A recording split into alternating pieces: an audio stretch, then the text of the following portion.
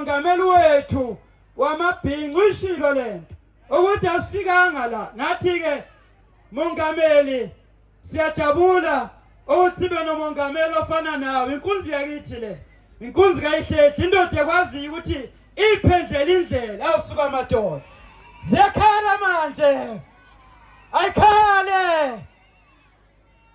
Uyasho ukuthi umongameli ubani kuthiwa eminyakeni ewu-30 endlula sivotelanga i-ANC, ngabe iy'ngane namhlanje esikoleni azidli, ngabe ogogo nomkhulu bahola kawu-4 ngonyaka, ngabe iy'ngane esikoleni ziyaxoshwa ngoba ingakhokhile i-school fees, ngabe asinawo amaklinikhi esinawo. Kungenxa yokuthi kunalo hulumeni wethu kaKhongolose.